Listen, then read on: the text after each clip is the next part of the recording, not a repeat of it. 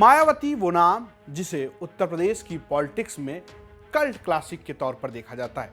दलित समाज से निकलकर उत्तर प्रदेश की मुख्यमंत्री बनने तक मायावती ने कई माइलस्टोन सेट किए, लेकिन 2022 के चुनाव में मायावती की पार्टी की बत्ती गुल ही हो गई। पार्टी को सिर्फ एक सीट मिली, वो भी अपने दम पर नहीं बल्कि उम्मीदवार के दम पर। चुनाव के वक्त से ही कहा जा रहा था कि मायावती इस बार उस तरीके से एक्टिव नहीं दिख रही हैं जैसा पहले दिखा करती थी।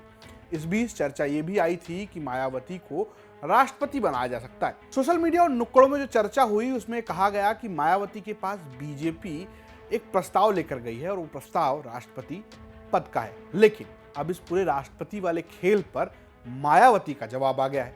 दरअसल रविवार 27 मार्च को मायावती ने हार की समीक्षा करने के लिए एक बैठक बुलाई और इसमें सूचना जारी की गई।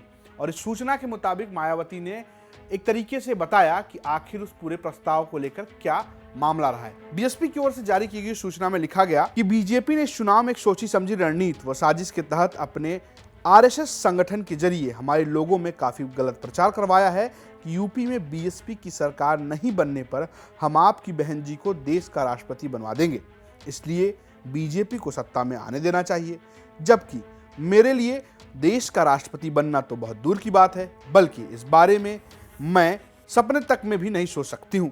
हालांकि इनको यह भी मालूम है कि बहुत पहले ही मान्यवर श्री काशीराम जी ने इनका प्रस्ताव ठुकरा दिया था और उनके पद चिन्हों पर चलने वाली मैं उनकी मजबूत शिष्या हूँ।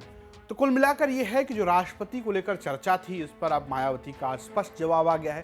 उनका यह कहना है कि राष्ट्रपति वाला पूरा मुद्दा बीजेपी की तरफ से बनाया गया है और उसके संगठन आरएसएस ने जगह जगह यानी कि उनके जो अपने सदस्य हैं, उनके जो अपने संगठन के लोग हैं, उनके बीच ये फैलाया, उनके कार्यकर्ताओं के बीच फैलाया कि मायावती को राष्ट्रपति बनाया जा सकता है। ये उनके खिलाफ साजिश थी, यानी अपने चुनाव हारने का ठीकरा उन्होंने बीजेपी और आरएसएस की ओर फोड़ा है। आपको बता दें कि मायावती ने जो मीटिंग की थी उसमें हार की समीक्षा की गई, उसमें कई बड़े फैसले लिए गए हैं और खास बात यह है कि उन्होंने मुसलमानों को लेकर भी कई सारी बातें की हैं। अब देखने वाली बात यह है कि जिस तरीके से चुनाव दर चुनाव मायावती की पार्टी बसपा उत्तर प्रदेश में धीरे धीरे शून्य होती जा रही है, क्या मायावती के नए कदम उनको आगे ले आ पाएंगे? क्या मायावती एक बार फिर से बीएसपी को आगे बढ़ा पाएंगी?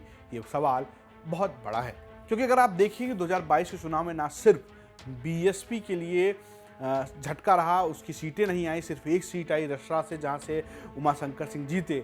इसके अलावा बीएसपी के वोट बैंक में भी बड़ी टूट हुई, करीबन 10% का नुकसान हुआ, जो बीएसपी के लिए बहुत बड़ा है। उसके अपने वोटर इस बार उसके साथ नहीं दिखे, जिसको लेकर भी मायावती को चिंतित देखा जा सकता है। अब देखने वाली बात है कि इसके लिए मायावती क्या क्या कदम उठाती हैं।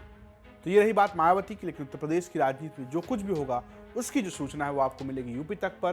तो देखते रहिए यूपी तक। नमस्कार।